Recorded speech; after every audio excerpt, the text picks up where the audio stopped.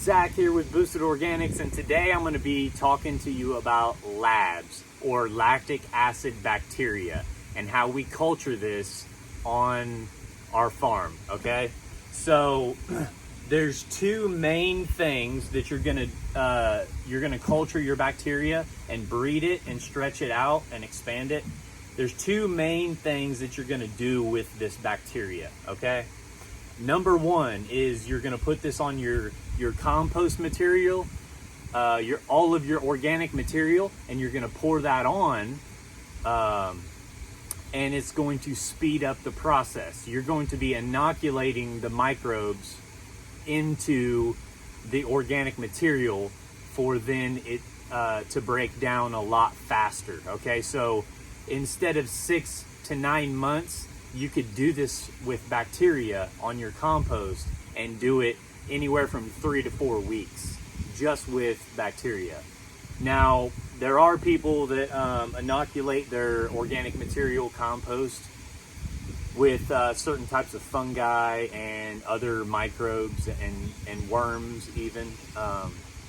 I've been experimenting lately with worms and other things of that nature for composting reasons and for my raised beds. But today, we're just going to be talking about lactic acid bacteria.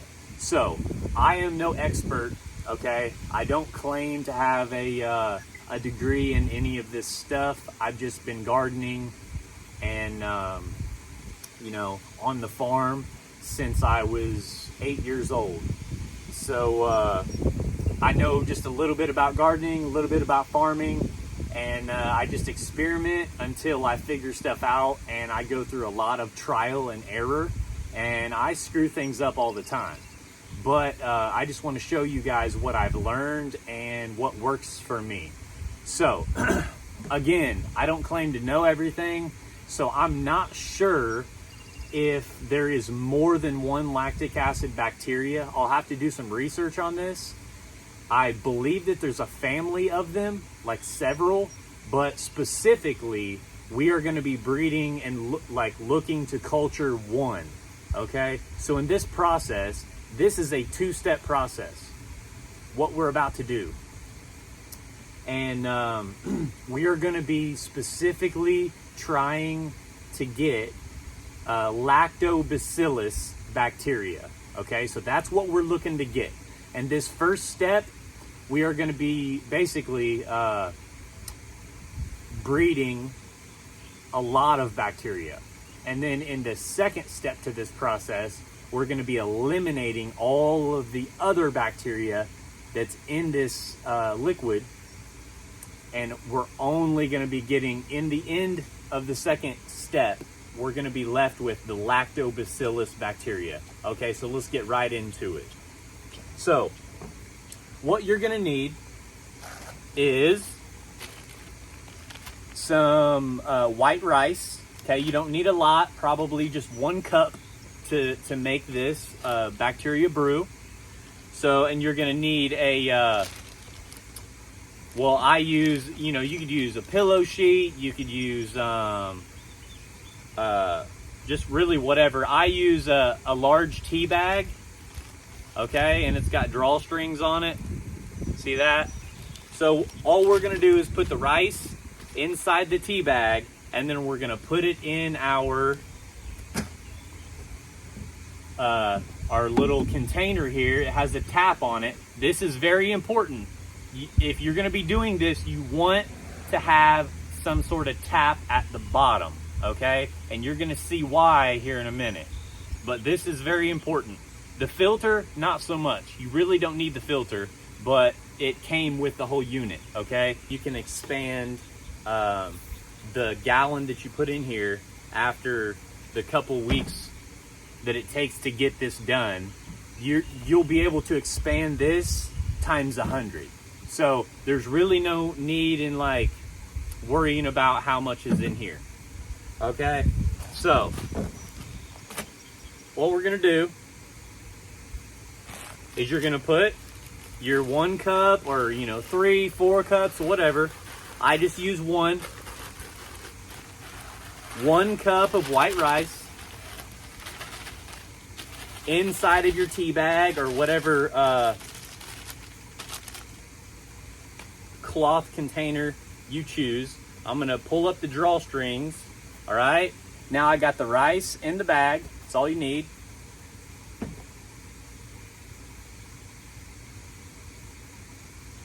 We're gonna tie this up, double knot it, just so it don't come open. All right, we're just gonna drop it down in there, just like that, and we're gonna leave the drawstring out on top. And then you're gonna put your water in there. This is distilled water. You know, I got all of this stuff from Walmart, except for the, I got the tea bag from Amazon. And these tea bags right here is what I use for extracting my mushrooms. So I just went ahead and like reuse one here. So we're just gonna put the whole gallon in there.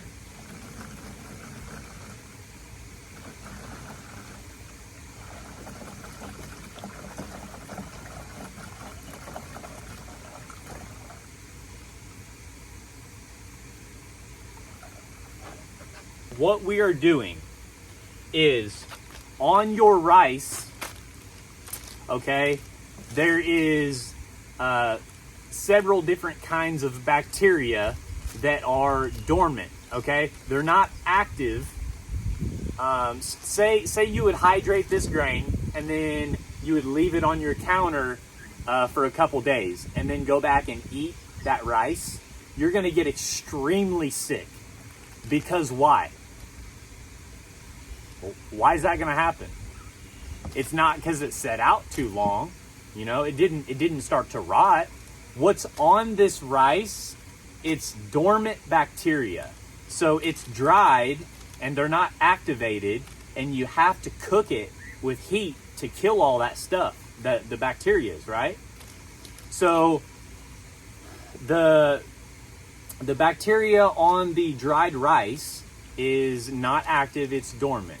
All right, so it's not going to hurt you, but if you hydrate it and you don't kill the bacteria and then you let it sit, they're going to expand and grow into a bigger volume, you know, more numbers. All right, and with bacteria, they typically between 20 and 30 minutes is all it takes for them to double in number. Okay, so they breed really, really fast. Now, that's why you could get really sick, even leaving the hydrated rice just like overnight. You go back to eat that and you're gonna get sick, okay? Anyway, what we're doing is we are going to hydrate the rice, okay, with the tea bag, and this is all I do. I just set it in there like that, and it's going to create an atmosphere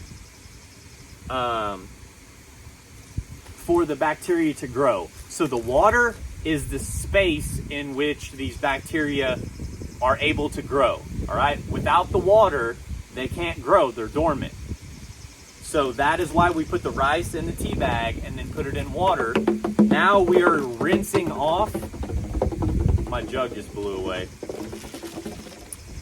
We are rinsing off all of the bacteria, okay? So this is what we are doing here.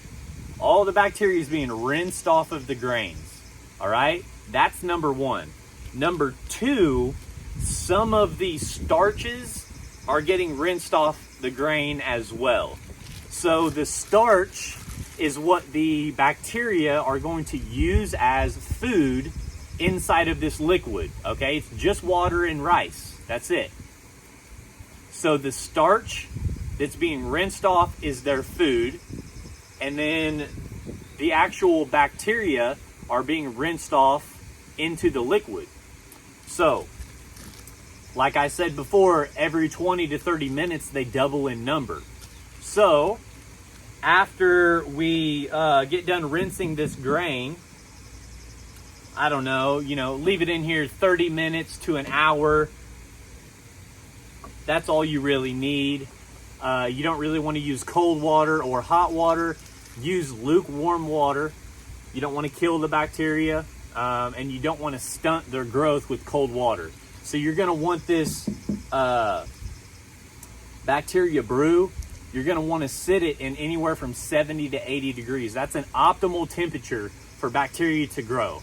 All right, any colder and they're going to work really slow. Any hotter than that and they're going to there's a huge bee. Any hotter than that and it's going to be detrimental to the expansion of this bacteria, right? So it could potentially kill them off over 90 degrees. But 70 to 90 is really the optimal range. But you know, inside my house, for instance, it's anywhere from 70 to 80 at any given time, okay? So that's why I say that. Now, you're rinsing the bacteria and the starches off of the grains. That is going to give you the food for the bacteria and the space for it to grow. This is all you have to do right here, okay? And you could probably even leave this in there. I mean, if that's what you want to do, put your lid on, boom. You don't want to all the way tighten it down. You want to just leave it a little bit, like maybe a quarter turn. So whenever they start to work in there and eat this food and poop out, it's going to be gases. So this is going to expand a little bit. So you need a way for that gas to be exhausted out of this container. All right. And basically this process right here. So say I take this rice bag out of here and we've soaked it enough. We got our bacteria, we got our starch in there. I put the lid on, a quarter turn back off. Now, I could take this and just put it in a completely dark place, like under a bed or in a closet. You don't really want light hitting it. That's going to be detrimental too. It's just going to slow it down a little bit. And you could also grow mold and other things in here if you have light. So, for the lactic acid bacteria, specifically, the scientific name to what we're actually trying to breed here is lactobacillus, all right? But this stage, you're breeding a lot of different types of bacteria, okay? Now, this stage, after you're done here, put it in a dark place for 1 week. 7 days is all it takes. These bacteria are going to be working in there, and all different kinds of bacteria are going to expand and grow in number, okay? Now, whenever that 1 week mark comes in, what you're going to do is you're going to go get cow's milk. It has to be from a cow because of the lactose in it. And it has to be full cream milk or it's really not going to work very good, okay? So full cream milk from a cow. I use heavy cream. You can go get heavy cream. It's kind of been pasteurized a little bit. That doesn't matter as long as it's from a cow and it's full cream. That's the two really essential things to make this happen correctly, okay? It doesn't have to be... you don't have to go freaking milk a cow from the pasture or anything to get this. Just don't use regular milk, and you'll be fine. The bacteria is already in there, but the milk, once you pour it in there, what it's going to do is the lactose in that milk, these bacteria, lactobacillus, that's how they got that name. Lactobacillus is because why? Is because they eat lactose, and lactose is in the milk, so you're inoculating this bacteria infested water with the food that only one of the bacteria eat. So you can see that one bacteria is going to eat the lactose and it's going to spit out the byproduct, the poop, if you will, of the lactose being consumed and broken down.